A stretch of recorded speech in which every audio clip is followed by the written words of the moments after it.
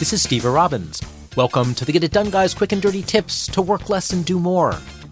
In my previous episode on how to make relationships in business stronger with one magic sentence, we learned about the magic sentence, "What I'm afraid to tell you is." But just using that sentence in general, it brings up what's top of mind, and as any first-year brain surgery resident can tell you, there's a lot more to the mind than top of mind. There's middle of mind, bottom of mind, and right underneath that weird wiggly thing of mind. And all of that may also be relevant. So you want to dig it all out to make sure that your check-ins are doing justice to the entire relationship. And while a surgeon can use a scalpel to do the digging, and Hannibal Lecter can use his fingers, you and I have to use the magic sentence, "What I'm afraid to tell you is," in several different ways if we want to be sure that we're being complete with our check-ins and covering all the bases. Share bad news about the business. So first complete the sentence about your business.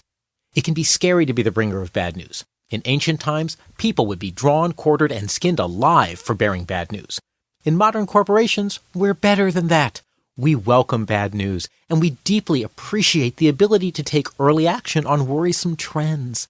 Bearers of bad news are often given promotions for their courage in broaching hard topics, and they're always promoted, admired, and given large bonuses. They earn the respect of their friends, their family, and colleagues. Kidding! We insult them, we say they aren't team players, and we try to get them fired. We don't draw and quarter them, though, because that's illegal in most states. Use the magic sentence as a chance to deliver bad news. What I'm afraid to tell you is that our number one job candidate, who we took a year to find, just got eaten by a giant great white shark while celebrating their job acceptance on a Caribbean cruise. If you're the person who likes to eviscerate the bearer of bad news, train your team members to use the magic sentence as a way to hear the bad news, and don't destroy their careers when they deliver it. Share issues about roles and responsibilities. You can share any problems that you're having about how responsibilities are being divided up. When Bernice's plant store Green Growing Things lost clients due to a corporate computer system glitch, her beloved IT geek fiancé Melvin fixed it right up. Well, then when Bernice needed help with blog posts, she just sent an outline of the posts to Melvin and said, "Hey, could you type this in?" Then when she was scouting for new plants for the store from her good friend Dr. Moreau, she asked Melvin to take over writing blog posts entirely. Melvin is doing it all, but he isn't happy with his suddenly over-the-top workload. So at their check-in, he says, "What I'm afraid to tell you is that I'm overworked. I need to write Green Growing Things blog posts, but I'm frustrated because I'm an IT guy, not a writer.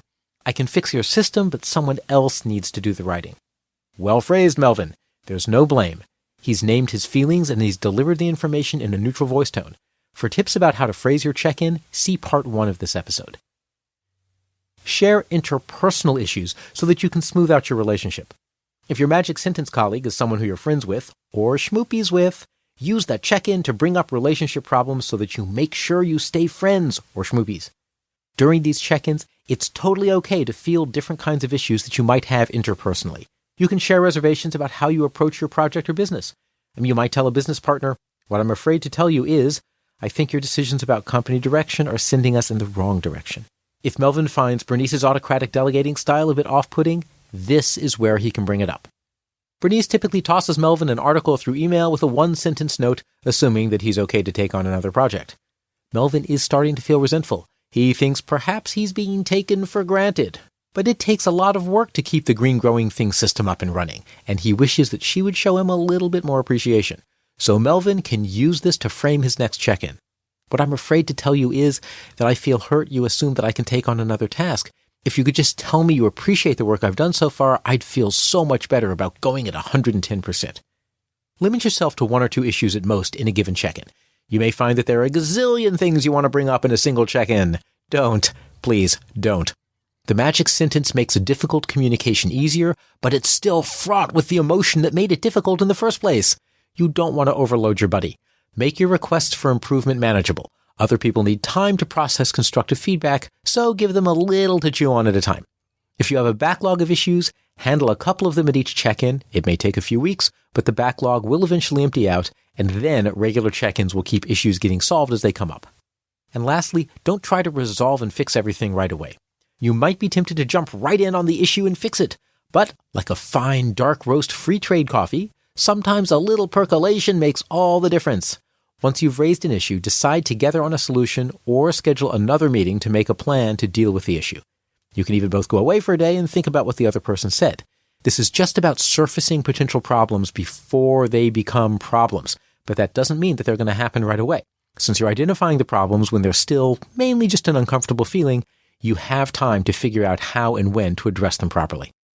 To get ahead of issues with friends or coworkers or schmoopies, schedule a regular check-in. Use the magic sentence, "What I'm afraid to tell you right now is." In different areas that need addressing, business, roles, interpersonal conflict, take one or two issues at a time and remember that you don't have to solve it all right away.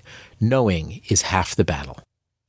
This is Steve Robbins. Follow Get It Done Guy on Twitter and Facebook. I run webinars and other programs to help people have extraordinary lives and extraordinary careers. Please come learn more at steverrobbins.com. That's SteverRobbins.com. Work less, do more, and have a great life.